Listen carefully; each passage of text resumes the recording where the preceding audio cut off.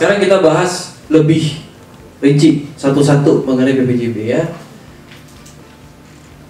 Ini Kemenpera nih, tahun 94.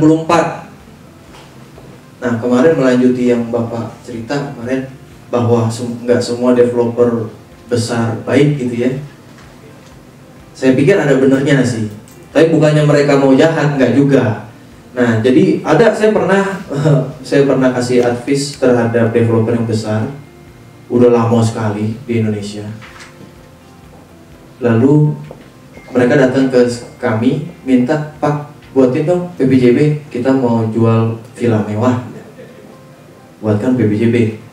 Nah, terus kami buat PPJB dengan berpedoman pada itu Kemenpera yang kemarin, karena ini villa jadi satuan rumah kan. Mereka lihat, mereka kaji, mereka review. Pak Edi, you dapat ini dari mana? Jadi baru sadar bahwa ada Kemenpera. You tak tahu dari mana Pak? Ini ada Kemenpera Pak. Saya kasih Kemenpera. Oh gitu Pak ya. Iya Pak. Jadi ada batasan-batasan terhadap PPJB. Kita nggak bisa seenaknya developer maksudnya. Ada hal-hal yang tidak bisa dilanggar. Oke Pak kalau gitu. Kita nggak pernah begini Pak sebelumnya. Direksi kita juga kayaknya belum tentu setuju, dia bilang. Oke, nggak apa-apa Pak, silakan Bapak kaji. Ini bylaw-nya kan begini, nanti Bapak lihat sendiri. Nggak berapa lama datang lagi ke saya, Pak Edi, kita nggak bisa ikutin tuh Pak, direksi nggak mau. Direksi nggak mau. Kita udah punya style sendiri, karena udah bertahun-tahun kan, mereka udah lama sekali. Kita nggak mau mengikuti Kemenpera. Nah itu terjadi. Itu terjadi. Nah, banyak juga yang nggak tahu Kemenpera. Sekarang Bapak Ibu ada yang pernah dengar nggak itu mengenai ini? Kemenpera. Legal juga banyak yang nggak tahu. In-house lawyer juga banyak yang nggak tahu. Namun bagi yang tahu, lalu terjadi sengketa, mereka bawa nih biasanya dari sisi konsumen. Konsumen bawa ini melanggar ini melanggar ini gitu. Berdasarkan Kemenpera. Nah, namun memang kalau dari sisi pengembang, sengketa kan memang nggak selalu terjadi, ya mungkin bisa dianggap minor lah, yang akhirnya berujung kepada sengketa. Jadi ya akhirnya secara garis besar mereka tetap dengan apa yang mereka mau. Tapi ada juga yang mau ikut, ada. Kita kasih peraturannya, lalu mereka mau ikut, ada juga. Nah ini memang fenomenanya. Nah oke, kita kembali ke sini. Jadi di sini ya, objek yang akan diperjualbelikan ya adalah hak milik atas usul, meliputi bagian bersama, benda bersama, tanah bersama.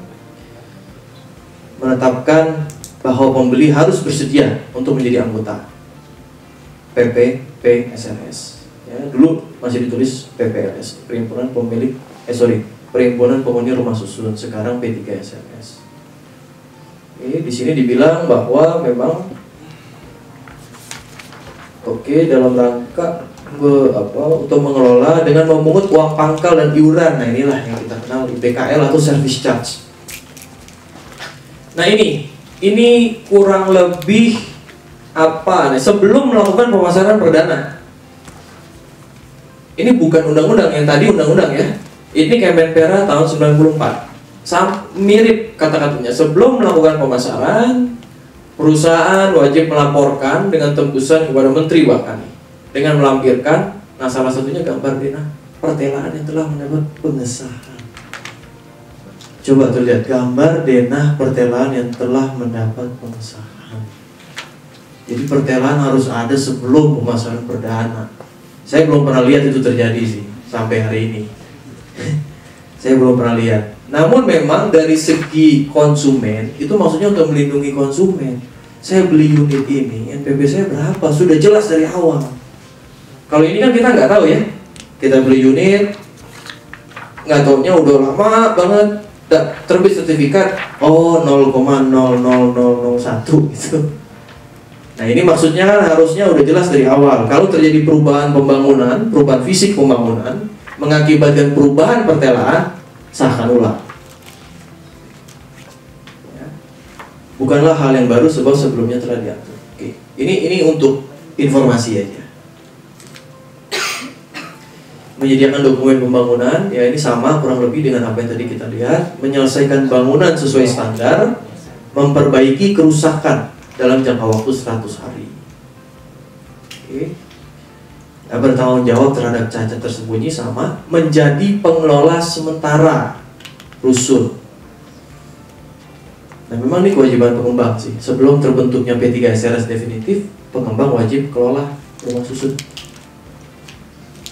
mengasuransikan pekerjaan, pembangunan, lalu jika terjadi force majeure, ya akan diselesaikan baik-baik. Ya force majeure harusnya ya salah satunya sengketa tanah tuh yang kemarin kita bahas sampai berlarut-larut. Menyiapkan akte jual beli, ya. Oke. Pembeli memperoleh sertifikat, ya, menyerahkan sarusun termasuk fasilitas umum. Nah, oke.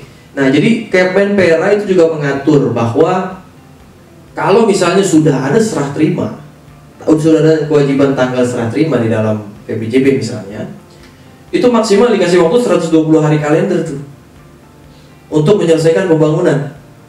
Nah, kalau 120 hari kalender sejak tanggal serah terima yang dijanjikan belum juga ada penyerahan bangunan, penyerahan unit, maka perikatan jual beli batal demi hukum. Nah, lihat tuh, batal demi hukum. Dan kebatalan ini tidak perlu dibuktikan atau dimintakan keputusan pengadilan atau arbitrase. Jadi dianggap ya udah developernya udah one prestasi yang material, ya, tidak ada serah terima, itu PPJB batal demi hukum. Lalu perusahaan pembangunan diwajibkan mengembalikan pembayaran uang, ya, yang telah diterima dari pembeli ditambah dengan denda dan bunga setiap bulan sesuai dengan suku bunga bank yang berlaku. Nah, ini kewajiban pemesan, menyatakan bahwa pemesan telah membaca, memahami dan bla bla bla ini, ya. Setiap pemesan wajib membayar biaya pengelolaan dan biaya utilitas. Nah, utilitas itu maksudnya listrik, ya, air, telepon. Dan jika terlambat dikenakan denda. Tuh, ada tuh memang. Yang besarnya disesuaikan dengan keputusan PPRS. Nah, PPRS itu memang punya kewenangan. Tapi suka nih, terjadi berulang-ulang, pengurus PPRS putusin listrik misalnya. Karena peraturan tatip huniannya sudah jelas, anggaran rumah tangga sudah jelas, dilaporin ke polisi dia. Itu banyak tuh terjadi. Jadi pada ketakutan pengelola gedung kadang-kadang. Yang menjadi tanggung jawab pemesan, biaya pembayaran akte, biaya jasa PPAT, ya, biaya untuk memperoleh hak milik atas sarusun. Sama juga kemarin masalah pengalihan. Tuh di sini diatur tuh. Jika sarusun dialihkan kepada pihak ketiga, dikenakan biaya administrasi yang besarnya tidak lebih dari 1%. Nah, ini kan banyak nih kita lihat lebih dari 1%. Jika seharusnya dialihkan kepada anggota keluarga, termasuk karena pewarisan menurut hukum, dikenakan biaya admin untuk notaris, ya, bukan untuk perusahaan artinya, ya, karena by law. Ya, ini dia. Sebelum lunasnya pembayaran, tidak dapat mengalihkan atau menjadikan sarusun sebagai jaminan hutang tanpa persetujuan tertulis dari perusahaan pembangunan. Jadi ini jelas. Kalau tadi pertanyaan Bapak, saya mau beli belum sertifikat.